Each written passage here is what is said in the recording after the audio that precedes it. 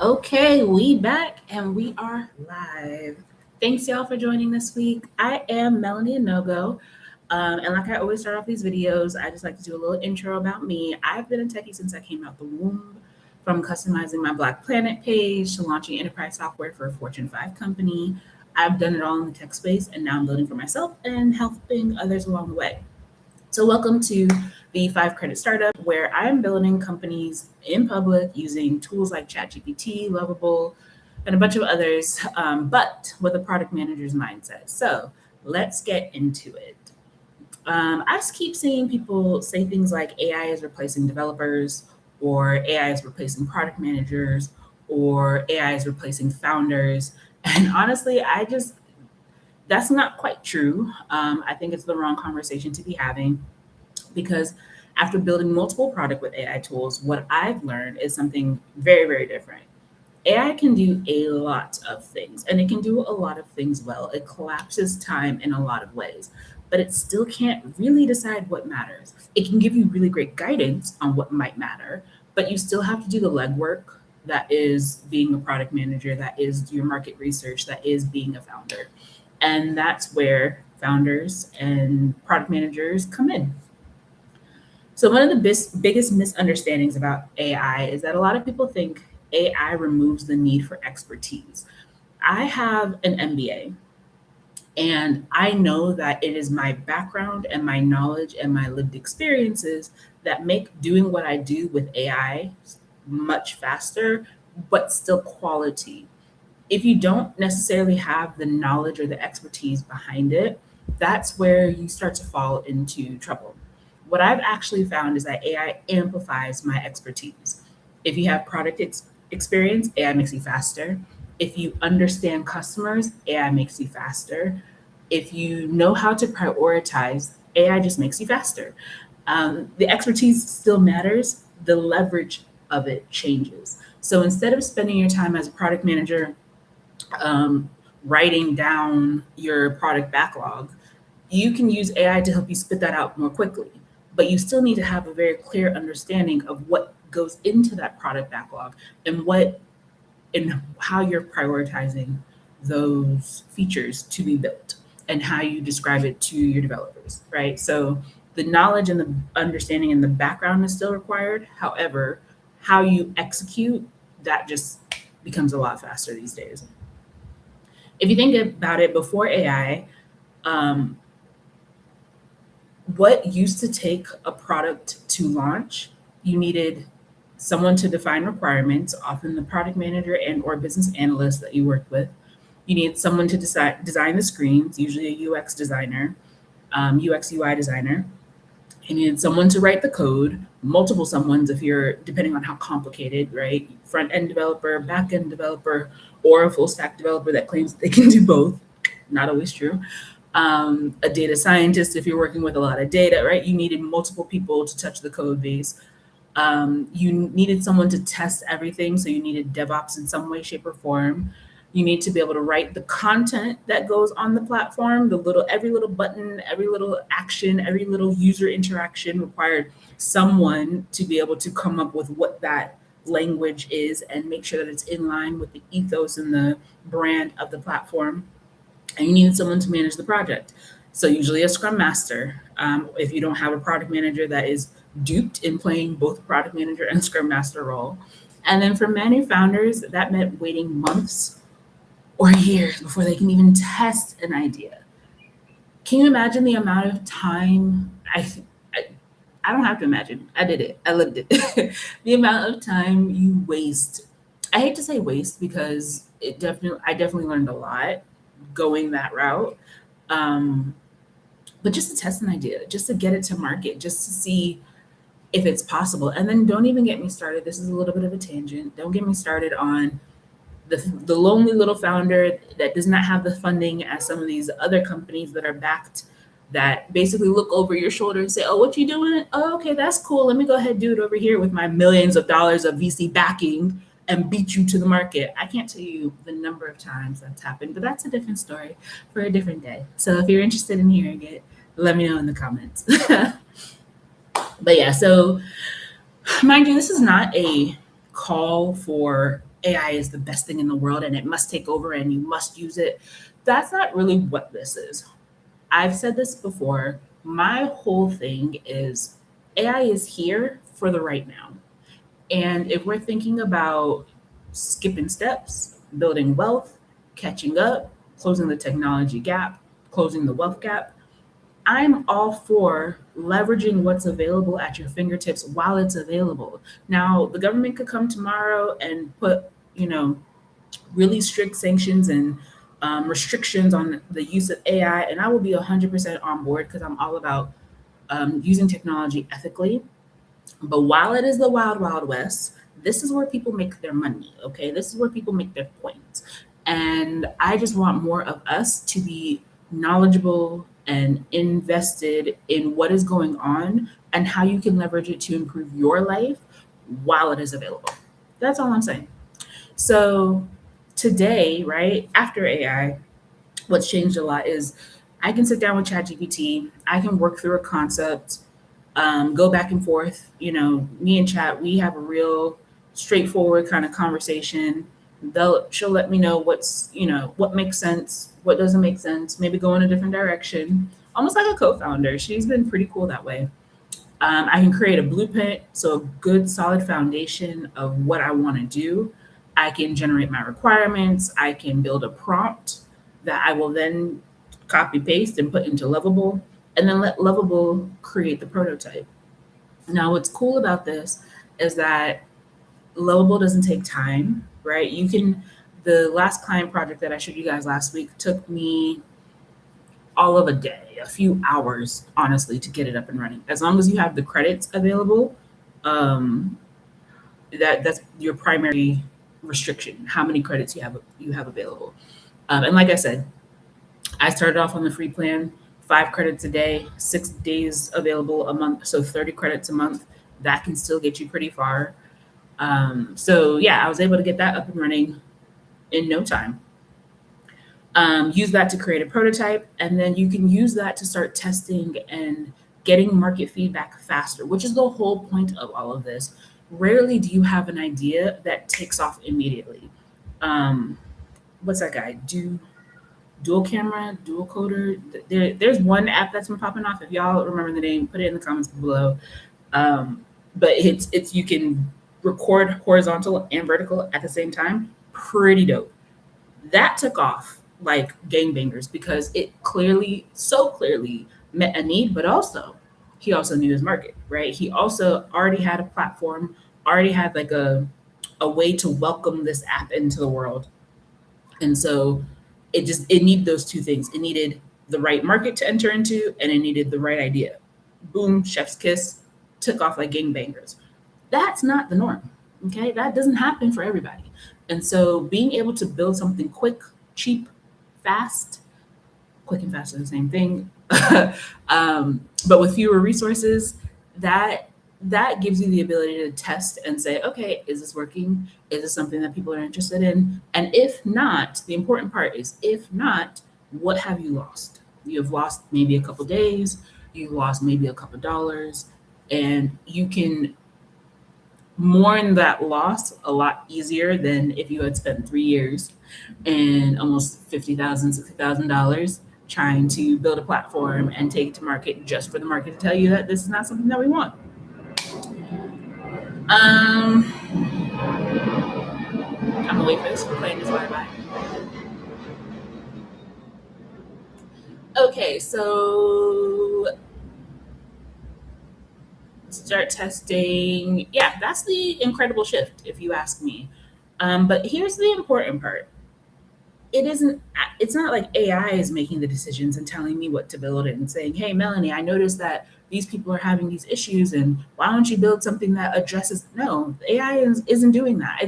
It still requires me to be a present, creative, curious member of society to be able to say, I think there's a product for this problem that I'm seeing. And so I'm still very much the captain of the ship. AI is just a very, very handy second mate? Is that what it's called? So just to point out more specifically, what AI is great at it's fantastic at creating first drafts. I still need to go in and iterate on those and point it and move it in the right direction. It's fantastic at organizing information. What I have found is that in my early founder days, I would respond to a pitch competition application or a VC fund application using language that made sense to me, right? I would describe the problem in a way that made sense to me. I would talk about the solution in a way that made sense to me, whether that was more colloquial or just in a market or a way that was outside of the people that was reading the application's lived experience. What I found now, however, is that AI is a fantastic translator. I can say that I believe the problem is X, Y, and Z, and that it's affecting these people in A, B, and C ways. And it'll say, okay, that's great. And it's great that you see it that way.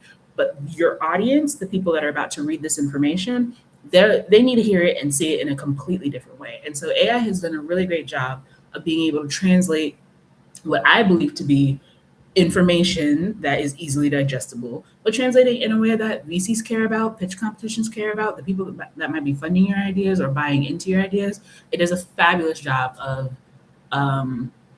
reorganizing that information.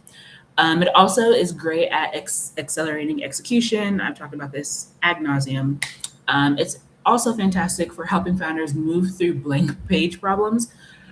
I cannot tell you the number of times where you're sitting, again, whether it's a pitch competition application, whether it's a VC application, whether it's even just like, what is my strategy for Q4?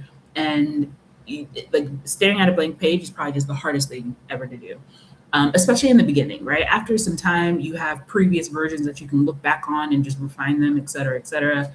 But if you're starting something from scratch, it is really great to have like a virtual co-founder that you can be like, all right, these are my high level ideas.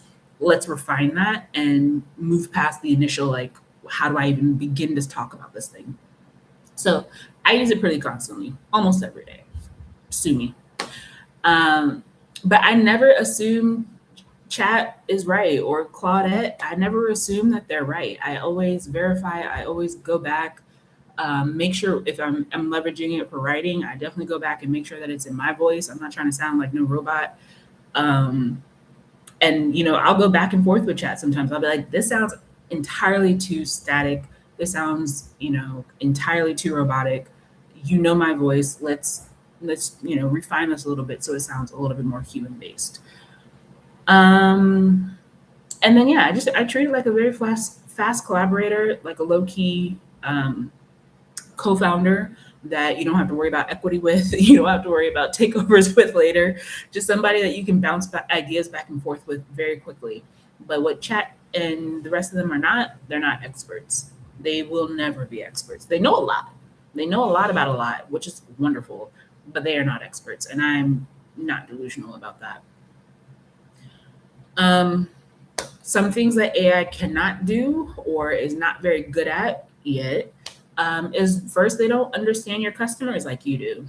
Chat and Claude, they're not at the parties, at the functions with you, seeing firsthand the way people are interacting and what the issues might be, or when they're, you're having meetings with people. What I've been able to do though is sometimes I'll record, like use a note taker when I'm talking to a customer, and I'll use that with Chat and Claude and be like, all right, this is the meeting that I had. These are the insights that I saw. Are there any other insights that you might have seen? So I will give it that grace. But no, for the most part, it doesn't necessarily know or understand your market or your customers the way that you do. It doesn't always know what trade-offs matter. It does a really good job of helping you quantify and qualify pros and cons and things like that. But at the end of the day, it's still you that has to decide what is important. It can only bring its robotic lived experience to the table. So you have to bring that real life element. It doesn't know which features should be built first.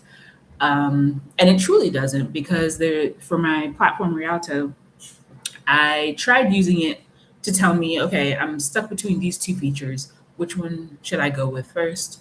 Obviously, optimizing customer experience with the number of credits I had left for the month. And while it had really good ideas and really good thoughts, it wasn't quite able to give me the direction that I felt was correct. So I had to go with my gut anyways, because where it was going was a little bit more commercial focused than what I felt was needed at the time. So it's also it also does not know which assumptions are dangerous, right? If you think about it, AI is built by humans, and humans are inherently biased.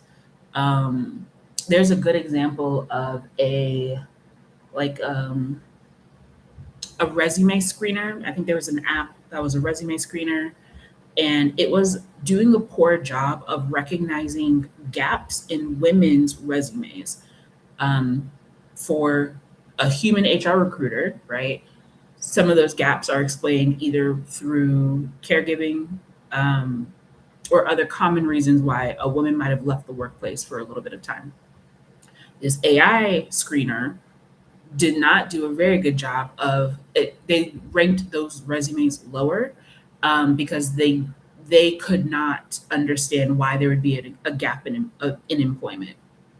And so the idea there is that some human that was building this code that said this is what a strong resume looks like completely missed a good portion of society who may take a step back from the workplace in order to have kids, raise their family, and then come back, and was not able to, ethically build that into their software. So AI is inherently flawed because the humans that are building AI are also inherently flawed.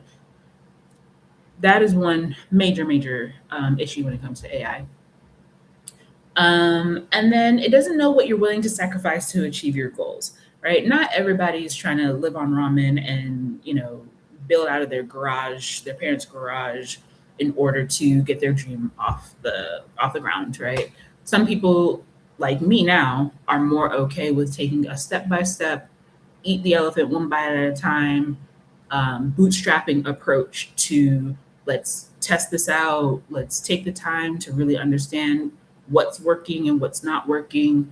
And AI doesn't always know that. And honestly, that's why I left ChatGPT for a while, went to Claude, but came back to ChatGPT because Claude honestly feels more like aggressive when it comes to some of its strategies. It is like Claude is definitely built more so for like the established team that has different departments and can execute on what it's talking about.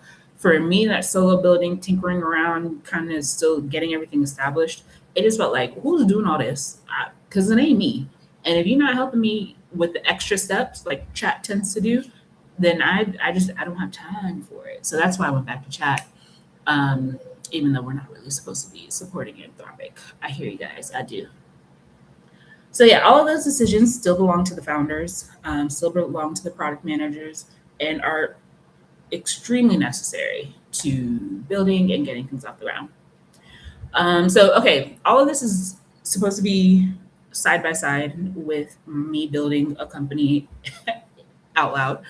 And so I will use AIC, my nonprofit, as an example. Now, I've been trying to figure out the best way or the most interesting way to do this because I don't know that you guys watching me doodle and get my thoughts on paper is the best use of this time, but y'all let me know if you really want to see that behind the scenes. But what I'll share with you today are some of the things that in preparing for this build, I got together and how I use them. So give me 2 seconds and I'll share my screen and we can talk through them.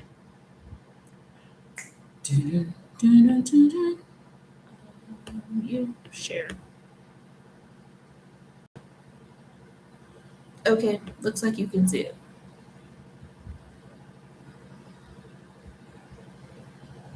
Where is Adobe?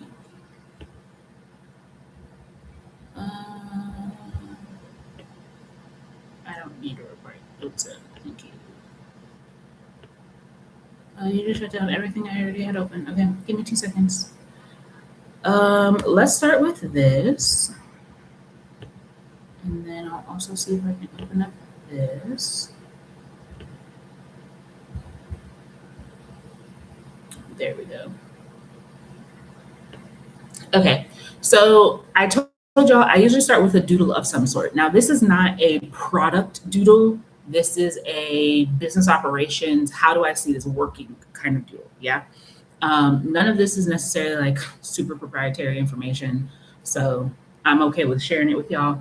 But this was my starting, right? It was okay. We have the first year in front of us. What needs to be established? We need to establish our U.S. operations, and we need to establish our Nigerian operations. As a reminder, this is an entity that essentially takes donations from abroad and provides it to folks on ground in Nigeria.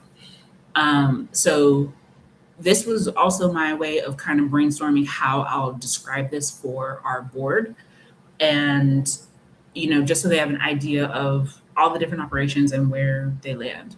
So responsible for U.S. donation collection, I mentioned that. Website development is under the U.S. operations as well. And I couldn't read my handwriting. I don't know what I'm talking about right here. And the Nigerian operations responsible for grant aid disbursement, and then also evaluating aid requests, making sure that everything is valid, and then being able to follow up, on the impact of the grants. A little bit of doodling and brainstorming on different payment methods for the donors. We need a bank account. We need a website that does a couple of these things. We also need compliance for the recipients, so that they can leverage it for their taxes, which is the whole big differentiator.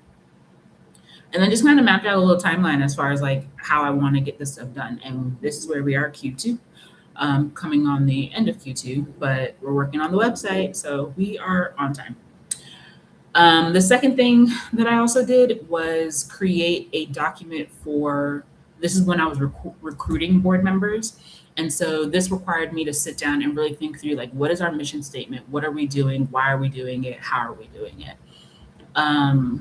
What is the problem? What differentiates us from a solution standpoint? I've already talked to you guys about how the fact that there are so many remittance platforms and so many ways people can already donate. How do we cut through the noise? How do we show any kind of differentiation? This is the way.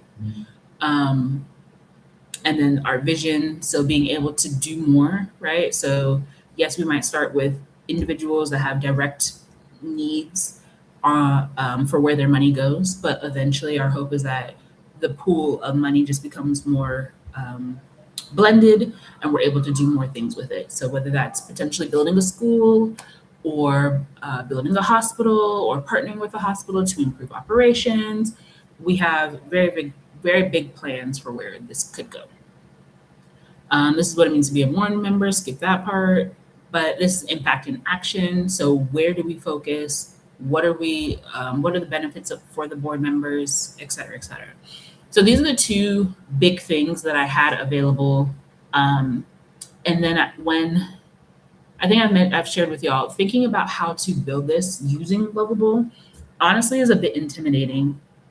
I have built a marketplace on Lovable, which was a little more complicated than I thought it would be, but it's working out pretty well. SewSabi, check it out, SewSabi.com. I've used it to build a community founder platform where founders get assessments. They can figure out where they are in their stage of development, and then figure out what exactly they need to do to get to the next phase. The whole idea is making it easier for them to understand what funding is available for them at a particular stage, so that they don't necessarily have delusions about, why a VC isn't calling them back when they are pre-revenue. And so that was also fairly complicated, but it worked out pretty well because it's not, it's complicated in the number of features that it has, not necessarily like the functionality or the things that it has to do. So those two are cool. Now, this is a straight up fintech app. It is money comes in, money needs to go out. There needs to be compliance. There needs to be a whole bunch of other things that we consider within the platform. So that is a little bit daunting. So what I wanted to do actually is go to, let me pull it up first so I can show y'all, and then I will tell y'all about the website. There's a website called gamma.app. Shout out to my friend Kimberly Vignette. She was the one that let me know about it. And what it does, and you can see it right here, made with Gamma. I have started using that to create documents. You can give it an outline, it'll spit out a document that looks very professionally designed. But they also have a website feature. Now, I'm not sure how far the website feature goes, but I wanted to use it for this, and this was superb. It's a mock-up. And so I gave it a text version of this roadmap that I showed y'all, and I gave it this board information and a little bit more. I'm building a website. It's for the diaspora, for folks abroad to be able to send money home to loved ones, but also to receive a tax break. And so basically gave it all the high level stuff. And I said, build me a website that I could use for this. Now, what I wanted this for is when I get to Lovable, this document will be the primary attachment that I upload to Lovable, because it already gives it an idea of the features that I'm looking for, the vibe and the brand and all the things, right? So Abroad Impact Collective, a community-driven platform empowering Nigerians abroad to support loved ones back home with purpose, transparency, and real tax benefits. Chef's kiss. It gave me a really dope hero for the website that I didn't have to sit and try and brainstorm and be cute about.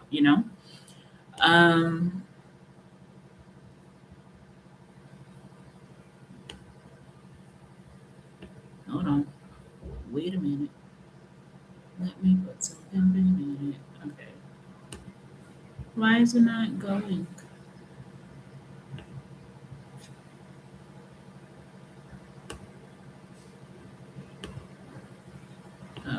Adobe shut down on me again. I'll just open up the website and hopefully that document does not shut down Adobe. Okay. So then it talks about our mission. It says, read our story. Perfect. Now in Gamma, none of these buttons actually functioned. And I didn't take the time to figure out, okay, if I wanted to, this is just like the case, right? If I wanted to start building the connectors and the plumbing and stuff like that, I didn't really start looking into that because again, I'm using Lovable to actually build the prototype. But this did, as you can see, a really, really, really great job of, are you shutting down again? I don't understand this.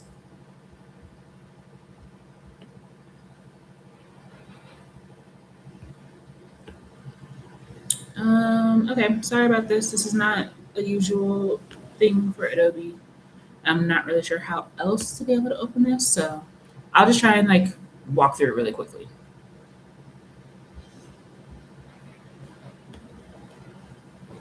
Okay, so that's the mission, the problem that we're solving. It's already, okay, it's fine. But you guys get the gist, right? It really just essentially walked me through every single aspect of the website. And then, let me stop sharing because that's a little sick. Okay, so walk me through basically every single aspect of the website and how the look and feel might be. Next week, when I get back in here, I'll take that and what I'll do live is upload it to Lovable. I'll also go to ChatGPT, get me the prompt that I want to use. Probably will use that same website document to get the prompt in ChatGPT. And so between that document and the prompt, we'll go into Lovable and see what it spits out for us as a first swing for this website that we're building. And then we'll just take it chunk by chunk after that. And then that's next week? That is the 24th. And then after that, I'm bringing in a founder friend. So one of my Hustle for Network apprentices, this first quarter of the year, her goal was to build a prototype for her business in order to take it out to market, start getting feedback, see how the market responds to this idea that she's had for a while. And I wanted y'all to hear it from the horse's mouth. I wanted you to hear it from someone that considers considers themselves a non-technical founder, someone that wasn't quite familiar with AI, someone that was actually going through the I need a developer, I need a development team process when I subtly convinced her to use Lovable instead. And so I'm really excited to bring her on board so that you guys can talk to her in real time. And then, yeah, if you have any topics that you'd like me to cover, if you have any questions, or if you want support building your own app, feel free to reach out. You can get connected with me through the Hustle Forward Network link in the description for this video. And then also, if you're tinkering around with Lovable, definitely make sure that you leverage my referral code as well. You get some credits, I get some credits. It's a win-win situation. And yeah, don't forget to like, comment, subscribe, share any parts of this that was interesting to you or helpful to you. And I will see you guys again next week. Until next time.